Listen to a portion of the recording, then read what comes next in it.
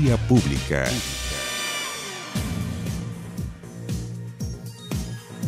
¿Cómo están ustedes? Muy buenas noches, bienvenidos a esta Vía Pública.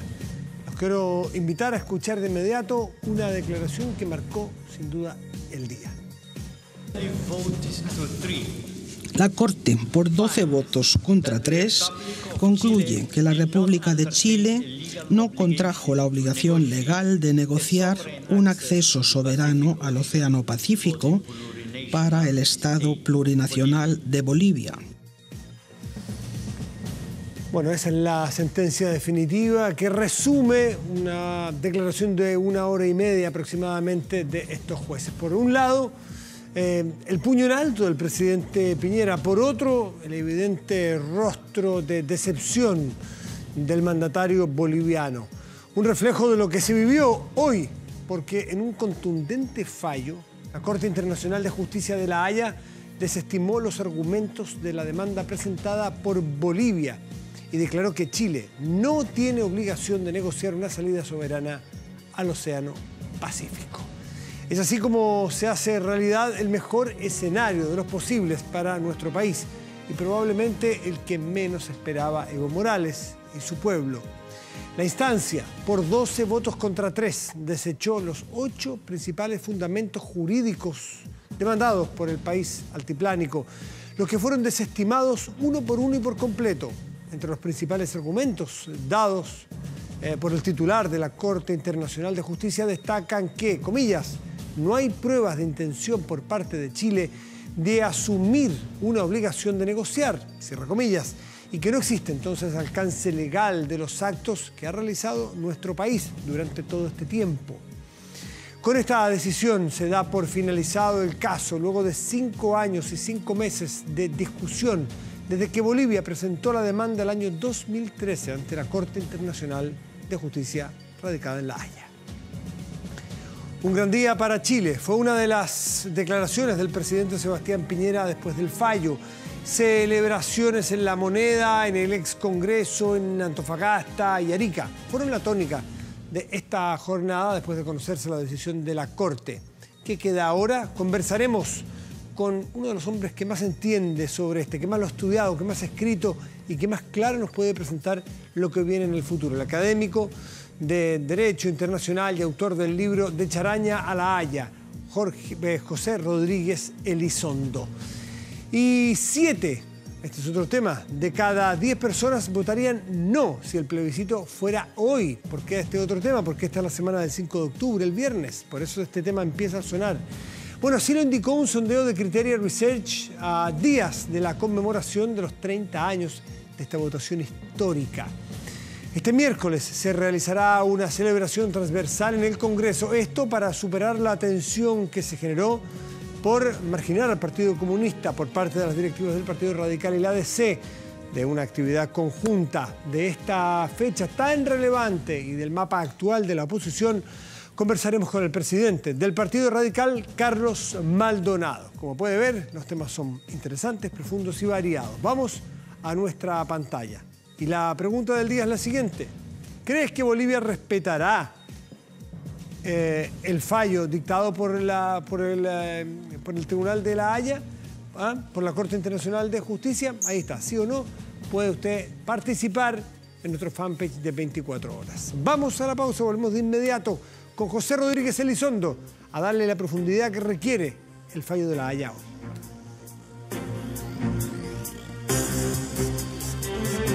Por 12 votos contra 3, concluye que la República de Chile no contrajo la obligación legal de negociar un acceso soberano al Océano Pacífico para el Estado plurinacional de Bolivia. Yo pienso que el presidente Evo Morales creó falsas expectativas a su propio pueblo.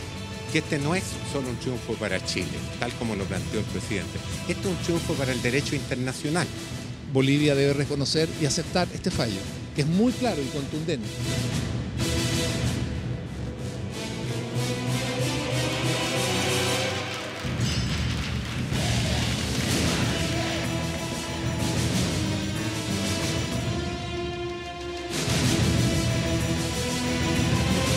Bolivia nunca va a renunciar su enclaustramiento. Este 1 de octubre de 2018 quedará en la historia, porque para muchos especialistas aquí se marca un antes y un después en nuestras relaciones con los vecinos, particularmente con Bolivia. Para este día, pocos interlocutores son más interesantes de escuchar y de tener el privilegio de estar con José Rodríguez Elizondo, académico de la Facultad de Derecho de la Universidad de Chile, profesor de Derecho Internacional o de Derecho... Relaciones Internacionales. José, muchas gracias por estar aquí esta noche. Lo quisimos tener ayer, pero lo guardamos para hoy porque después de tener el fallo queremos tener una clase de entender qué pasó, qué está pasando, porque son horas, me imagino, claves, y hacia dónde va esto. Primero, ¿esperabas algo así, José? Bueno, primero, muy grato estar de nuevo contigo, Matías, y creo que es una buena oportunidad para conversar un poquito más a fondo, porque estamos encima del derecho. Yo, después de esta sorpresa grata que nos dieron los jueces de la Corte, me acordé de mi viejo jefe y amigo Javier Pérez de Cuéllar. Yo trabajé con él en Naciones Unidas. Las victorias, Pepe, hay que recibirlas con austeridad, las derrotas con dignidad. Yo creo que sería muy bueno que fuéramos muy austeros en esta victoria, primero porque fue una sorpresa muy grata. Segundo, porque no es el triunfo del derecho de la política, es el triunfo de la realidad en la cual se mezclan inextricablemente los fenómenos sociopolíticos, económicos con el fenómeno jurídico. Para partir en esto, yo te diré que se comprobó una vieja tesis mía, que los jueces no son de palo. Los jueces leen los diarios. Claro. Los jueces están atentos a las reacciones en los países que se han sentido afectados por sus fallos. ¿Qué quiere decirme con esto que los fallos anteriores que nos atañen a nosotros, no sé si hubo uno que tuviera que ver con algún país africano o asiático, pero me refiero exactamente a Colombia, Nicaragua y Chile, Perú, que fueron muy criticados por algunos analistas como alejados del derecho, muy políticos, se habló de salomónico, se habló de creativos, un montón de apelativos. ¿Tú crees que influyó esa crítica a la Corte para que hoy fuera súper estricto en derecho? Yo creo que eso es seguro. Si la Corte está procesando lo que dicen sobre ellos, que los colombianos dijeron se pasaron de creativos, nos retiramos del Pacto de Bogotá. Que los chilenos dicen, pero caramba, si no está fallando en derecho, esta causa de Evo Morales no es una causa jurídica, debió haberla rechazado al inicio, no haberla sometido a tramitación. Y después otro fallo en el cual por goleada nos dicen, somos competentes y vamos a pronunciarnos sobre esta. Las excepciones preliminares de 2015. Caramba, entonces Chile como nuevo país dice, caramba, los colombianos tenían razón. Estos señores hay que cortarles la llave de paso. Tenemos que salirnos del Pacto de Bogotá. Ahora, ese debate fue recibido por el mundo oficial con un exequatur. En vez de decir, no discutamos que se pierde la unidad, bueno, la discusión se hizo legítima. Claro, tuvimos una gente que renunció porque dijo que se había perdido la cohesión en Chile, que fue Felipe Bulnes. Pero posicionamos un tema que tiene que haber impresionado a los jueces.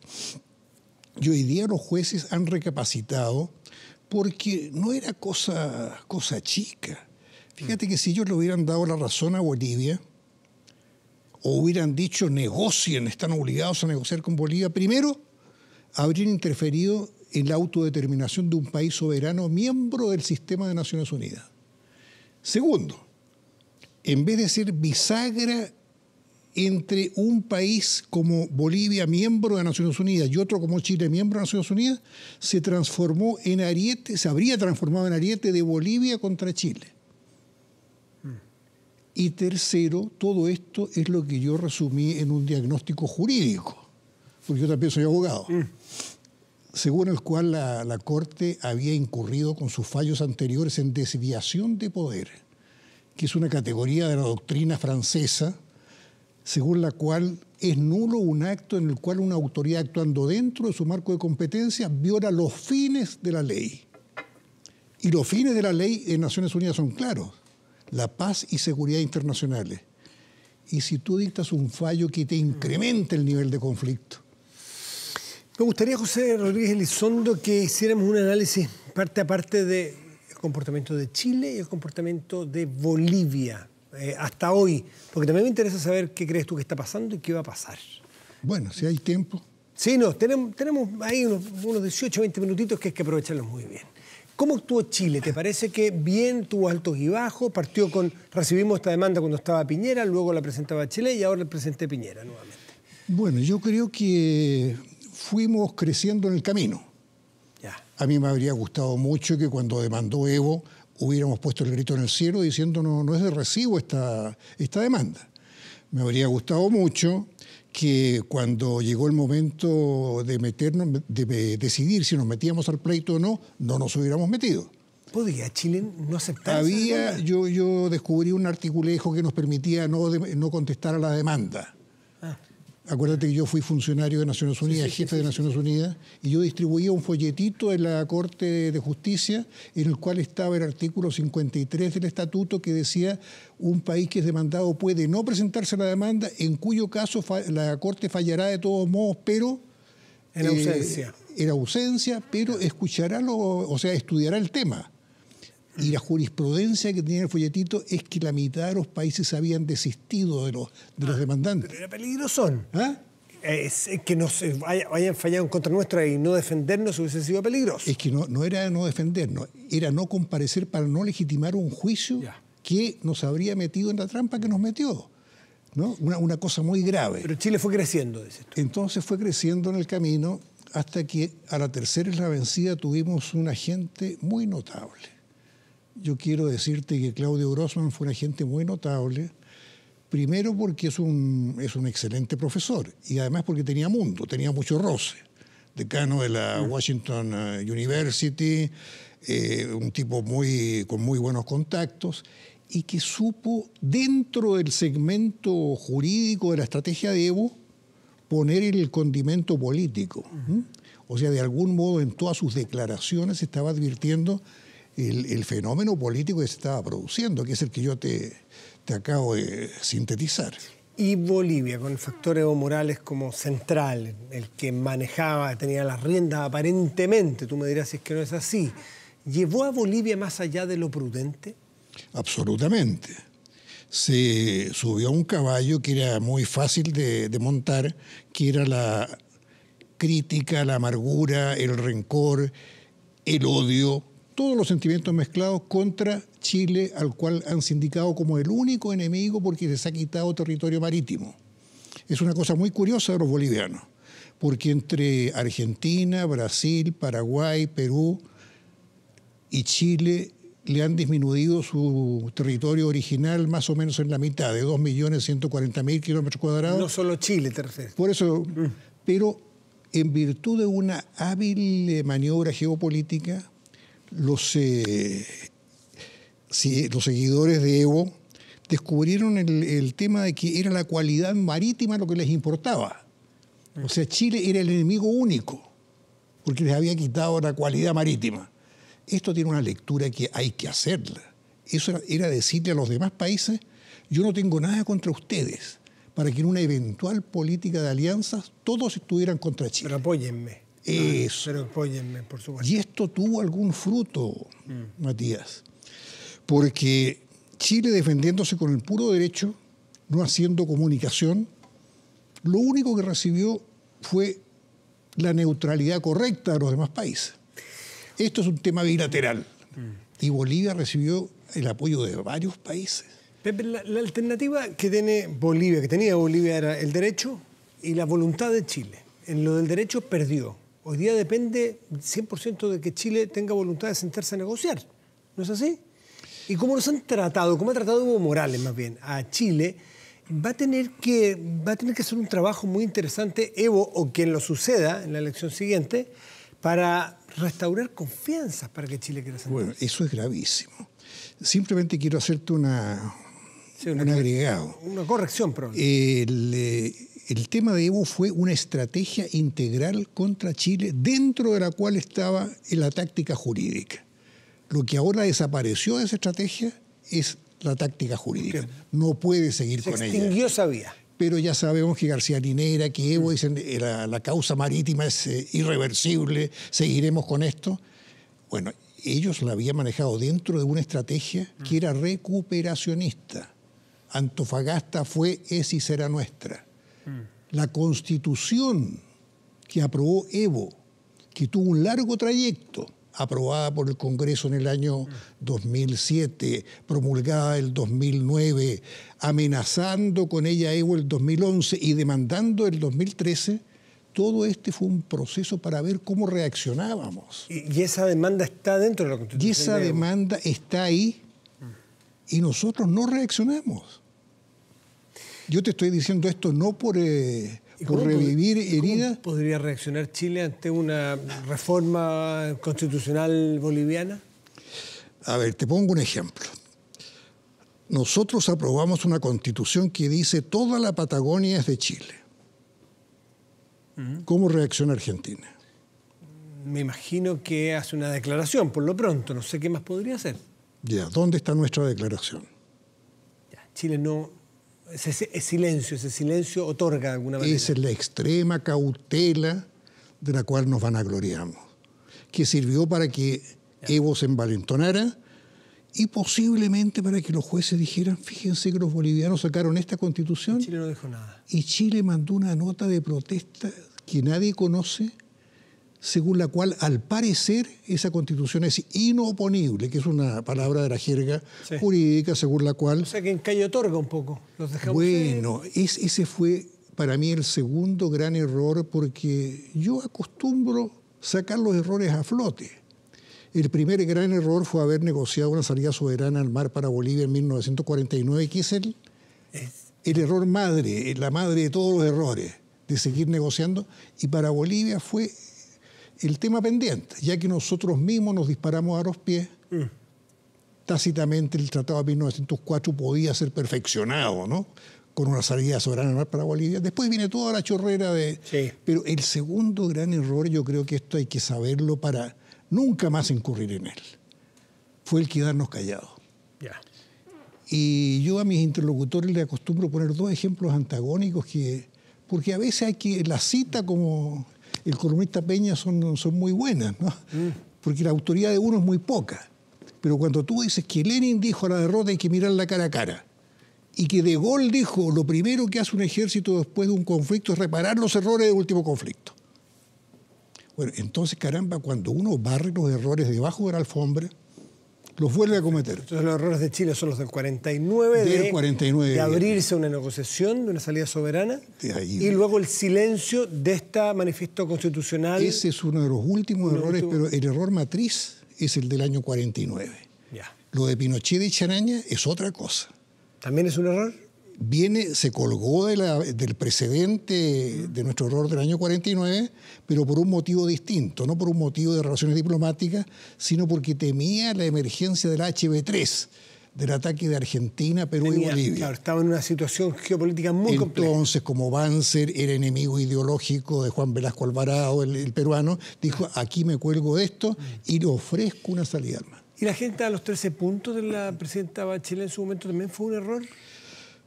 Visto con ojos de hoy día, sí, porque aceptamos ahí poner la cláusula marítima, que para los bolivianos tiene una sola lectura. Los chilenos están dispuestos a negociar con nosotros salida soberana al mar. Lo mismo que cuando el Papa ahí en forma histriónica dijo mar, diálogo, ¿no? No estaba diciendo una cosa abstracta. Para los bolivianos estaba diciendo ustedes tienen derecho al mar. Ya, son los antecedentes. El 12-3 de hoy, a tu juicio, es apegado a derecho, restituye un poco el prestigio y la credibilidad de esta Corte frente al mundo, porque se le estaba desgranando el choclo, dicho en buen chileno. Pero, ¿cómo es la reacción de hoy de Morales y de Piñera, los presidentes de Bolivia y Chile, a tu juicio? Bueno, yo debo felicitarme junto con mi presidente porque pasamos piola. Yeah. Pero yo creo que lo que queda por hacer es precisamente potenciar la diplomacia. Tenemos que levantar una gran capacidad diplomática. Nuestra política exterior debe estar conducida por diplomáticos, no por abogados. Y yo soy abogado. Pero también diplomático. Bueno, también he sido diplomático, pero además yo he estudiado diplomacia. Yo trabajé con Pérez de Cuéllar, fui muy amigo de Juan Miguel Bácula. Con ellos aprendí más que en cualquier universidad, ¿no? Y los tratadistas de la diplomacia tienen muy claro que la formación del abogado no es funcional para la formación del diplomático. O sea, el derecho es imprescindible, pero la formación del abogado te lleva a ti al juego... Condición necesaria, pero no suficiente. La profesión del abogado te lleva al juego suma cero. Ganar o decirle al cliente que aunque perdió, de todos modos habría sido peor si no me hubiera contratado a mí. Mientras que el diplomático, el juego es saber hasta dónde puede hacer concesiones. El Tratado del 29 con Perú es un modelo de negociación diplomática. Devolvimos Tacna, nos quedamos con Arica, aceptamos una pequeña hipoteca sobre Arica y hemos vivido nosotros de la riqueza de lo conquistado. Quiero invitarte a escuchar, y a ustedes también, declaraciones de los presidentes Morales y Piñera hoy. La Corte Internacional de Justicia de La Haya ha aplicado el derecho internacional, ha impartido justicia y ha puesto las cosas en su lugar, estableciendo por una amplia mayoría y en forma clara y categórica que Chile nunca ha tenido ni tiene hoy obligación alguna de negociar su territorio, su mar o su soberanía. El presidente Evo Morales sembró durante años falsas expectativas en su pueblo. Chile siempre ha tenido y seguirá teniendo un espíritu y una actitud de diálogo constructivo y de colaboración de buena fe con todos los países. En consecuencia, si Bolivia se enmarca dentro de ese espíritu y esa actitud, Chile está dispuesto, como lo ha estado siempre, a reiniciar de inmediato un diálogo constructivo y de buena fe con nuestro vecino. Por el contrario, si Bolivia insiste en desconocer los tratados internacionales vigentes, o el derecho internacional, o esta sentencia de la Corte Internacional de Justicia, y sigue confundiendo aspiraciones con derechos, buena voluntad con obligaciones, o prolongando sus infundadas pretensiones sobre territorio, mar o soberanía chilena, ese diálogo se vuelve imposible. En este informe, si bien no hay una obligación de negociar, pero hay una invocación a seguir continuando con el diálogo. Los hallazgos de la Corte no deben ser entendidos como si impidieran a las partes continuar su diálogo e intercambios en un espíritu de buena vecindad para atender los asuntos relativos a la situación de enclaustramiento de Bolivia. Bolivia nunca va a renunciar su enclaustramiento. Sabe el pueblo boliviano, sabe el pueblo del mundo, que mediante una invasión hemos sido arrebatados el acceso soberano al Océano Pacífico. La cadena nacional, las declaraciones del presidente Piñera en cadena nacional creo que se explican por sí mismos. Si hay buena voluntad, nos sentaremos. Si hay de parte de Bolivia, si no hay, si quieren venir con confusiones nuevamente, como hasta ahora había, no habrá diálogo. Pero me gustaría que tú analizaras las palabras de Evo Morales. ¿A qué debemos atenernos de aquí en adelante? Pero antes un cogollito a lo que dijo nuestro presidente. ¿Cómo no? Solo le habría agregado yo lo que podríamos llamar el cogollito Lagos, ¿no? Hagámoslo con relaciones diplomáticas.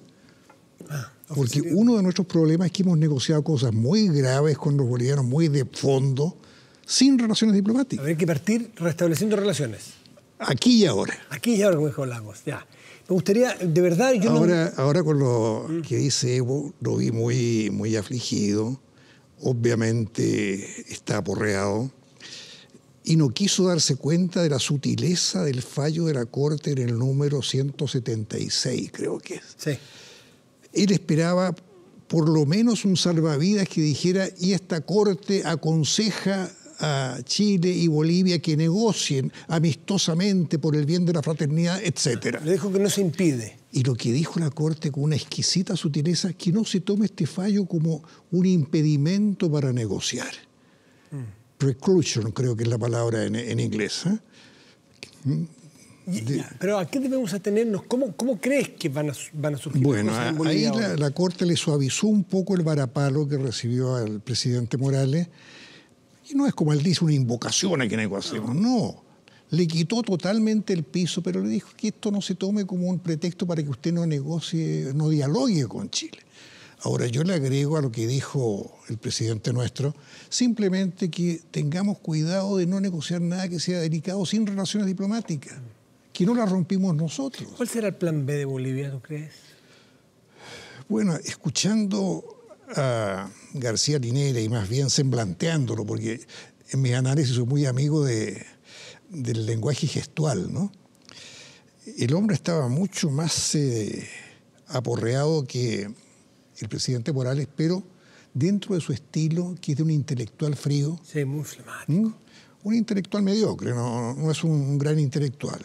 Pero lo vi como pensando cómo vamos a sacar a flote nuestro plan B si el sillón o la plataforma jurídica se nos quitó tan abruptamente y tan 100%.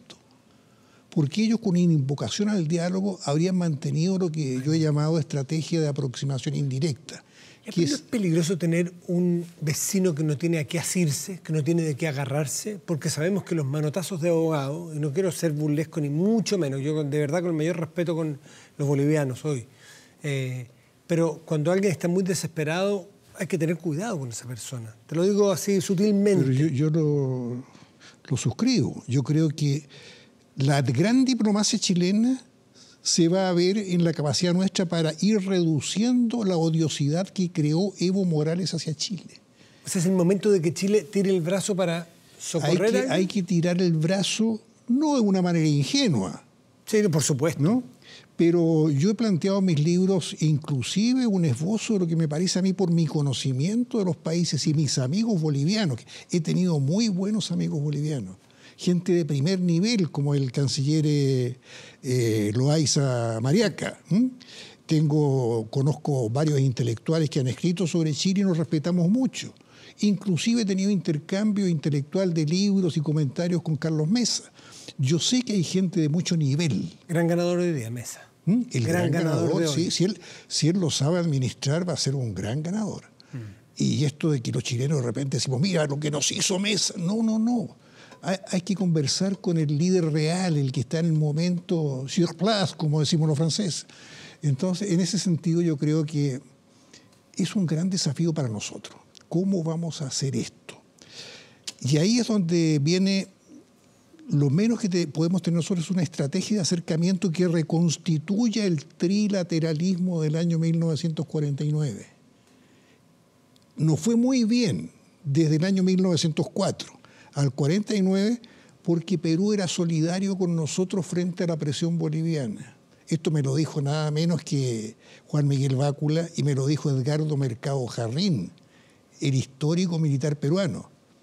Perú es solidario con ustedes frente a la presión de Bolivia por Arica, porque Arica siempre ha sido un lugar geográfico que está entrañablemente en el alma de los peruanos.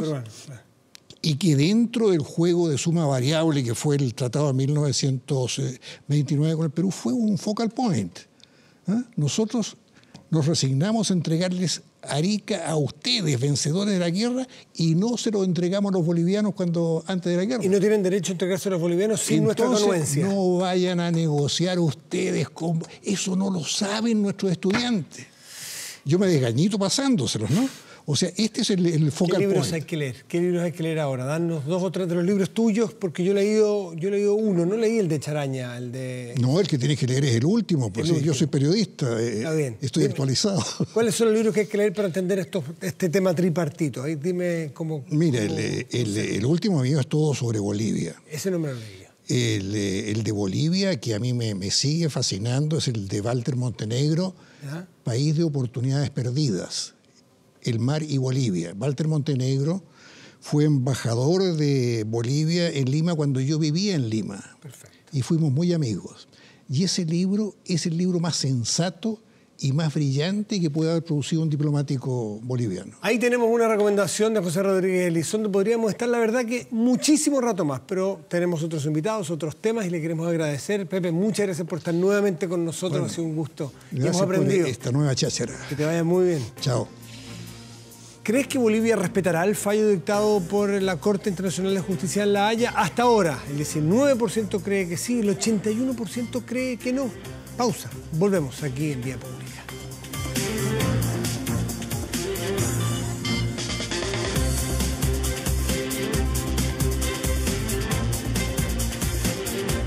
El Partido Radical está con nosotros. Carlos, gracias por estar aquí. Muy buenas noches. Encantado, María. Muchas gracias por la invitación. Esta semana está muy interesante, la semana del 5 de octubre, que es el viernes, los 30 años del plebiscito que dio pie al inicio a la restauración democrática en Chile. Y el Partido Radical era uno de los partidos fundamentales, ejes de esa concertación de partidos. Jugó un rol importante junto a muchos otros partidos. Claro, sin duda. Tenía uno de los grandes líderes, don Enrique Silva Sima, que era el líder de ustedes. Que fue candidato presidencial o precandidato, digamos. Claro. Exacto. Está bien cerca de la elección. Fue canciller en el primer gobierno del presidente Elwin, es decir, marcaba la importancia del Partido Radical. Pero en estos 30 años ha pasado mucho tiempo y la memoria a veces falla. Y ustedes con el Partido Demócrata Cristiano parece revisado los papeles, han dicho que a esta fiesta hay algunos que entran después de las 12. El Partido Comunista no estaba tan interesado en votar que no se jugó como nosotros, por lo tanto, que venga pero después de las 12, una figura con la actualidad. Sí, la verdad que sí, es simpática la manera de plantearlo. Pero la verdad es que cuando hablamos con Fuad Chahine, el presidente de la Cristiana, sobre este tema, vimos, digamos, que venía un hito importante, 30 años. El 5 de octubre fue sin duda un hito fundamental para la recuperación de la democracia. Fundamental, digamos. Un hito mundial de recuperación pacífica de la democracia, utilizando una herramienta que la dictadura había diseñado para perpetuarse en el poder. Fue una estrategia muy inteligente, muy valiente, además. En ese tiempo era mucha gente dudaba legítimamente de que se pudiera lograr efectivamente a través de la participación en los registros electorales, la votación en el plebiscito, derrotar a la dictadura. Y yo creo que efectivamente cuando conversamos con Fuad, como te digo, pensamos que era natural que los partidos que estuvieron en la concertación por el no, los principales, digamos, los que todavía están en el primer plano, en la PS, PPD, Radicales y Demócratas Cristianos, claro, humanistas. Claro, exacto, de los que están todavía. Conversáramos sobre cuál era la mejor manera de conmemorar este hito. Y la verdad es que, bueno, después se produjo una polémica. Mira, que yo creo que igual sirvió para que se discutiera harto el tema del plebiscito. Yo creo que de alguna manera puso el tema más de relieve, y eso nunca es malo para analizar históricamente un hecho tan relevante como este, pero nunca fue la intención excluir a nadie de la celebración. De hecho, finalmente lo que nosotros propusimos, que los partidos concordaran una cierta manera de conmemorarlo, fue lo que se produjo en la práctica. Y en conversaciones que tuvimos, concordamos en que lo mejor, lo más adecuado, además lo que interpretaba mejor el espíritu en torno a esta fecha, era una actividad ciudadana amplia, por supuesto abierta, con todos los que se sintieran convocados a celebrarla, digamos, a recordarla o a destacarla. Algunos que son muy jóvenes que ven este programa quizás no entienden, no recuerdan o no les calza por qué estos matices y estas diferencias de ustedes con el Partido Comunista. Bueno, ¿Quién en el periodo presidencial reciente compartieron gobierno en la nueva mayoría? Sin duda ha habido periodos de convergencia, periodos de no tanta convergencia, y el periodo previo al plebiscito y el periodo de la dictadura en general fue un periodo donde el Partido Comunista tuvo una cierta estrategia de pensar que era posible derrotar a la dictadura por la vía armada, por la vía insurreccional. Yo quiero decir algo, yo no tengo una diferencia filosófica con eso. Yo creo que es legítimo rebelarse contra la tiranía, y ha sido un derecho de la humanidad desde siempre. Otra cosa es si eso es correcto políticamente, si es una buena estrategia para la propia ciudadanía, para el pueblo, para el país al que se quiere liberar. En ese tiempo yo creo que a la dictadura le acomodaba la oposición armada, la oposición insurreccional, porque le servía también de pretexto para mantener la mano dura, para mantener, digamos, la opresión. No digo que se hubieran ido voluntariamente para la casa, digamos, si no hubiera habido insurrección y intentos de lucha armada, pero le servía, obviamente, a un gobierno por la fuerza, le resulta más útil una oposición violenta o más extrema. Por lo tanto, creo que, digamos, hay una cosa de cómo se interpretan las realidades, también cómo se puede ir dibujando el futuro. Y efectivamente nosotros tenemos un desafío muy grande en las fuerzas del centro y la izquierda, o de centro-izquierda, para decirlo en su globalidad, o progresismo, en fin, como lo queramos denominar, de construir una alternativa sólida para Chile nuevamente. Nosotros, el 2013, teníamos, la verdad, prácticamente un boleto ganador. Venía... que no requería esfuerzo. Que digamos, algunos dicen, oye, tuvieron que ampliar la coalición para poder volver al poder. La verdad que yo, sinceramente, Bachelet yo creo que volvía a cualquier escenario. Sí. Claro, volvía, mira, con 1, con 2, con 5 partidos, con 10, no era tema. Pero eso aparentemente entonces, no se va a repetir. Eso no se va a repetir. Entonces, y yo creo que está bien que no se repita en el sentido de que nos ponen la obligación de asumir nuestra responsabilidad histórica. Y no es una exageración, nuestra responsabilidad histórica como fuerza de centroizquierda es encontrar una alternativa sólida que convoque nuevamente una mayoría estable de la ciudadanía a confiar en nosotros. En los minutos que me quedan, en esa configuración de futuro, de un gobierno de futuro de alternativa de poder, sí. ¿Tú has coqueteado de alguna manera con algún sector de Frente Amplio, dado que ahí hay algo, ahí está pasando algo? Sin duda, hay cosas muy interesantes. En cambio, con el Partido Comunista siento que se distancian ustedes de la democracia cristiana. ¿Están más cercanos ustedes a un sector de Frente Amplio que el Partido Comunista? Yo creo que en términos ideológicos sí. ¿Sabes por qué? Porque me parece que la ciudadanía, una de las cosas que requiere y que va a exigir es coherencia. Coherencia. Algunos dicen unidad. Pero es que en política 2 más 2 no necesariamente es 4. Aquí no se trata de que uno dice, oye, mira, con todos estos partidos sumamos el 51%, ganamos. De repente reúne a todos esos partidos y pierdes, porque no tienes la suficiente consistencia y coherencia en la visión y en la propuesta para que la gente te crea. O sea, que no se trata de decir, venimos todos juntos, voten por nosotros. A ver, momentito, ¿de qué estamos hablando? ¿Qué tipo de país queremos? ¿Qué valores compartimos? Y sinceramente, Matías, estamos viendo aquí en Chile, le mando un saludo a la creciente comunidad y a la más grande de inmigrantes en Chile venezolanos. Estamos viviendo con esta gente que está llegando a Chile la experiencia de los problemas que tiene su país en materia de vigencia de la democracia, de vigencia de los derechos humanos, de crisis económica. No podemos en esta sociedad interconectada, en esta sociedad globalizada, ser indiferentes y decir que solo nos interesa la vigencia de los derechos humanos en Chile. Tenemos que defenderlos en todo el mundo y en todo lugar, en todo momento. Interesante como los derechos humanos y como el tema venezolano que se instala en la agenda chilena, latinoamericana y mundial a veces, puede hacer a lo mejor ese factor de división o no. No sé si división, yo diría de que tengamos claridad sobre cuáles son los valores que compartimos y cuál es la propuesta de país que queremos presentarle a Chile. Y en función de eso quizás van a ser las uniones o los grupos políticos a presentarse en las próximas elecciones desde el centro a la izquierda. Carlos Maldonado, presidente del Partido Radical, le quiero agradecer esta noche estar aquí en Vía Pública. Encantado, pues. Muy buenas noches. Gracias, Matías. Buenas noches. Vamos a hacer una pausa. A la vuelta le contamos en qué resultó la pregunta que le hicimos respecto del cumplimiento de Bolivia al fallo de hoy La Haya. Pausa y volvemos, Vía Pública.